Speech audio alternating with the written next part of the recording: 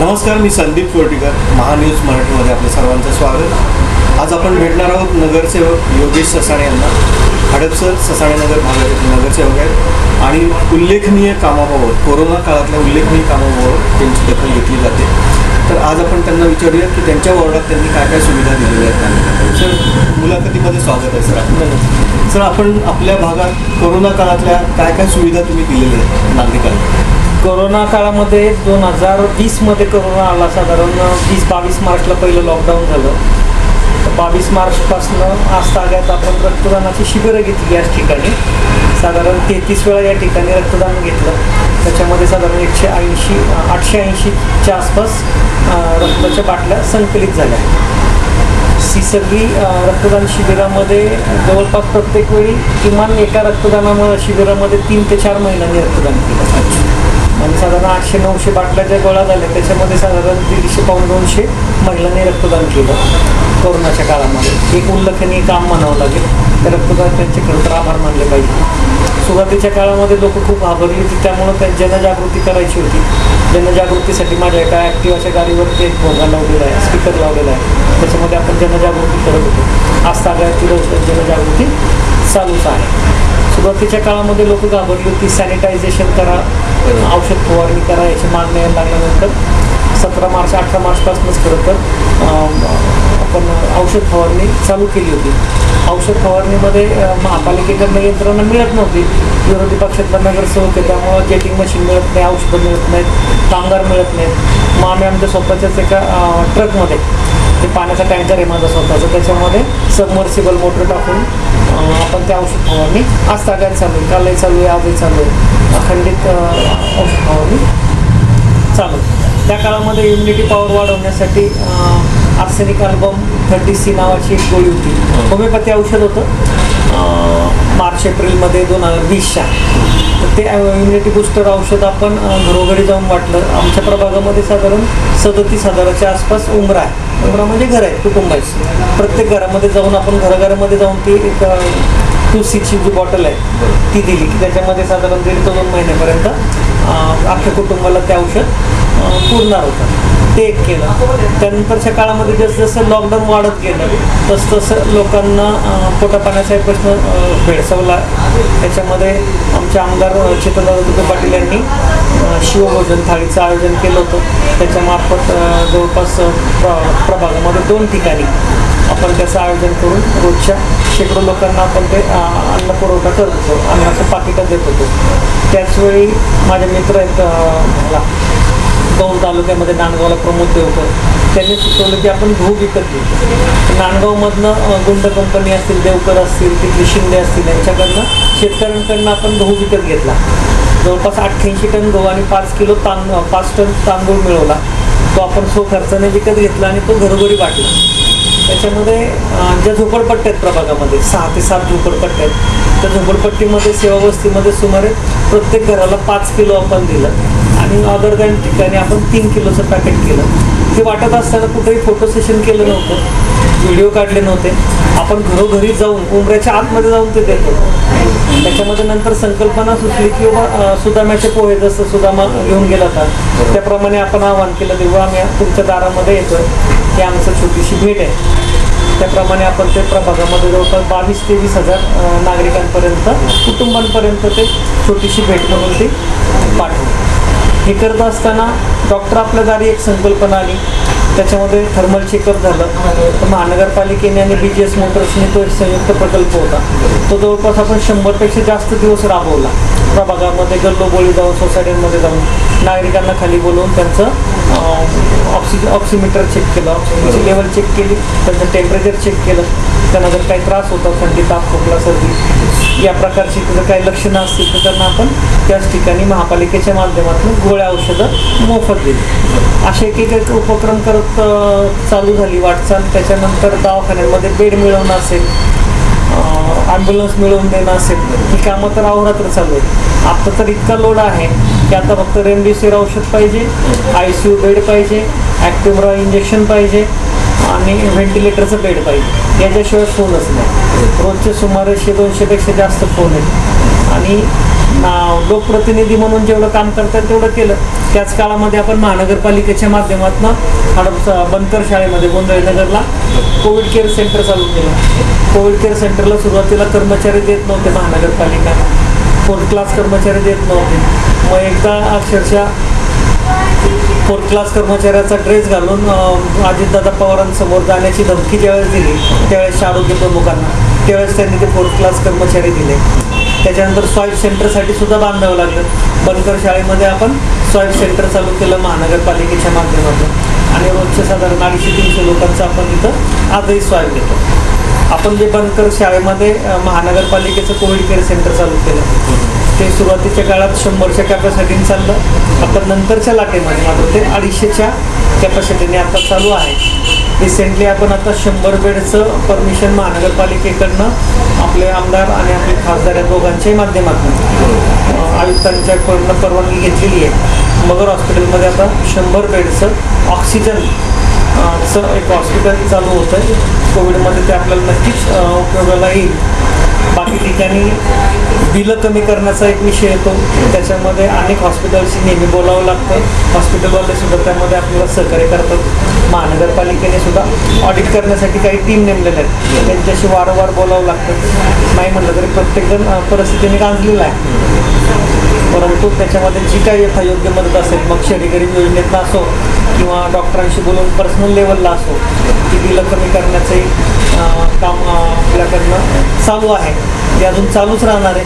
नागरिकांना या व्हिडिओद्वारे आपल्या चॅनलच्याद्वारे विनंती आहे खरं तर की अजूनही आपण नियम पाळत नाही आहे. आता खरं तर आपण बोलतोय म्हणून खरं मास्क काढून ठेवावा लागला, परंतु मास्क वापरला पाहिजे, सॅनिटायझरचा वापर केला पाहिजे, सोशल डिस्टन्सचा खरं तर पहिल्यापासूनच हज्जा उडलेला आहे.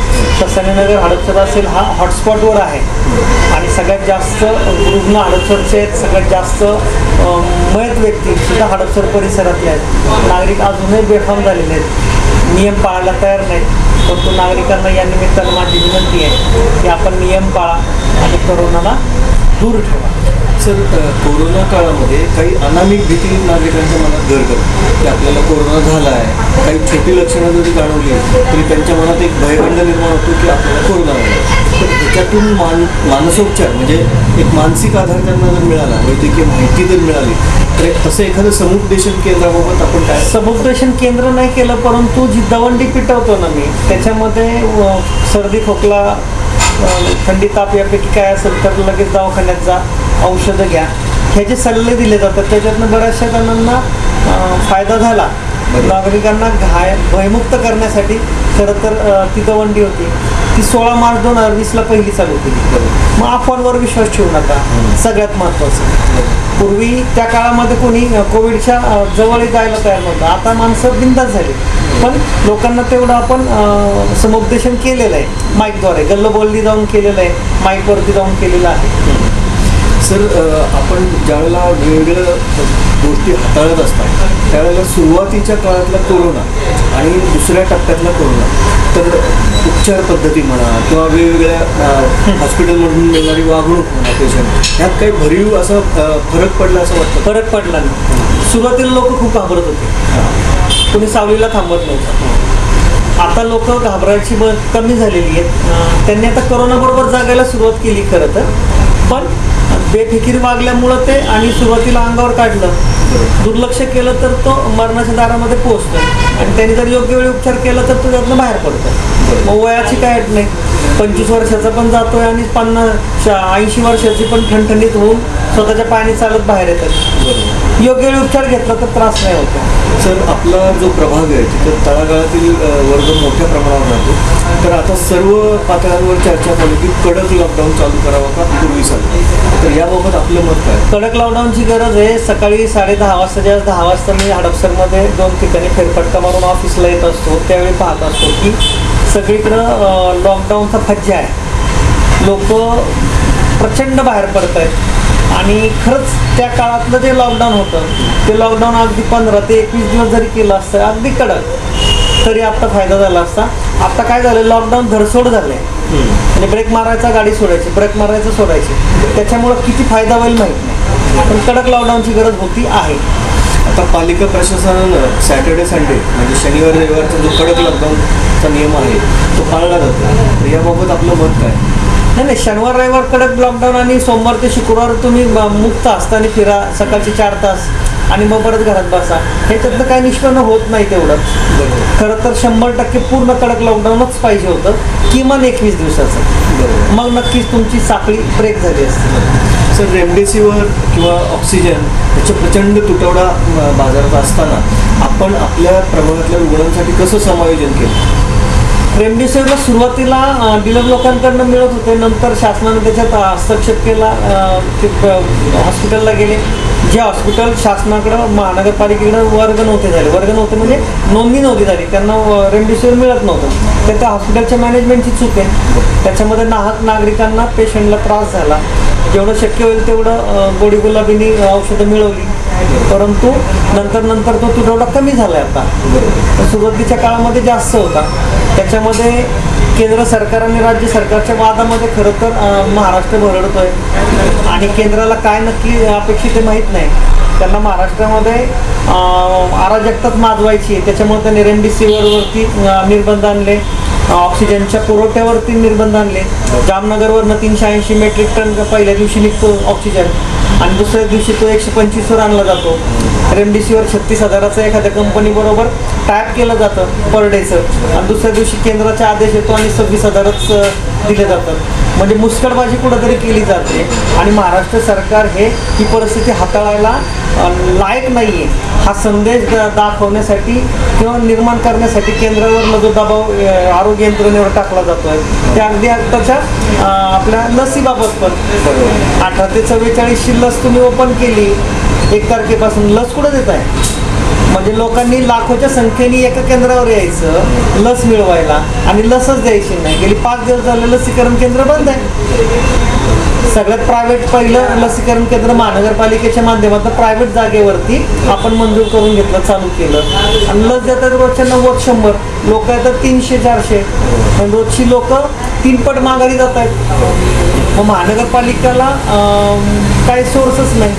महानगरपालिका भाजपच्या ताब्यात आहे, केंद्र सरकार त्यांचं आहे. आम्ही महापौरांना सांगितलं, एक दिवशी वर्गना केली, 2 लाख लसी मिळाल्यात, प्रत्यक्षात 38,000 झाल्या होत्या. मग अशी गरजेंना चुकीची करण्यात काही अर्थ नाही. मग तुमचं सरकारावरती तर घ्या. आज असं आहे की मध्ये ते असं आहे ना की धरण आपल्या उशाला आहे म्हणजे सिरम कंपनी आपल्या उशाला आहे आणि आपल्या देशाला कोरड पडली. आज आपल्याला लस मिळत नाहीये, ह्याला जबाबदार केंद्राचं धोरण आहे, त्याला राज्य शासनाची जबाबदारी नाहीये किंवा महानगरपालिकेची पण नाहीये. खरं तर केंद्राने पुरवलं पाहिजे. मग आमच्या भागात पिकतं ना, आम्हाला खपत नाही, विकत येत नाही, आम्हाला खाता येत नाही, अशी अवस्था आपली करून ठेवली. त्याच्यामध्ये केंद्राने हस्तक्षेप करणं गरजेचं आहे. आज ना उद्या ह्याच्यामध्ये जनक्षोभ जर आला तर सिरम कंपनी बाहेर आम्हाला निदर्शनं करायला लागतील. आता बिचारा कंपनीचा काय दोष आहे? शासनाची पॉलिसी अशी आहे की शासनच जर देत नसेल तर कंपनीच्या पुढे तरी काय करणार आम्ही? तर आदर बाबा बिचाराचं काय चुकतंय? ते बिचारा तर तिकडं लंडनला गेलं भीतीपोटी. म्हणजे शासनाने त्यांना कात्रीत पकडायचं धरलं आहे आणि केवळ महाराष्ट्रामध्ये पुण्यामध्ये कंपनी आहे म्हणून त्याचा जर रोष निघत असेल तर मात्र हे मोदी सरकार आणि मोदी गव्हर्नमेंट चुकीचं करते हे नक्की. सर, आपल्या परिसरामध्ये खाजगी रुग्णालयांचं प्रमाण पण मोठं आहे, तर ह्या रुग्णालयांकडून कसा फीडबॅक मिळतो की पेशंट्सला ट्रीटमेंट देणं? हे चांगलं आहे, रिस्पॉन्स चांगला आहे. खाजगी रुग्णालयांच्या जीवावर तर नागरिक आहेत, कारण सरकारी यंत्रणा फार तोडकी आहे. त्यामुळे खाजगी रुग्णालयांना पाहिजे तेवढं नावं ठेवण्याचं काही कारण नाही. बिलिंगबाबत सुरुवातीला काही झालं पण नंतर तेही शहाणे झालेले आहेत. अंकुश ठेवल्यानंतर ते आता नियमामध्ये बिलिंग करतात. आपण महान्यूज मराठीला दिलेल्या माहितीबद्दल आपले आभार आणि शुभेच्छा. धन्यवाद.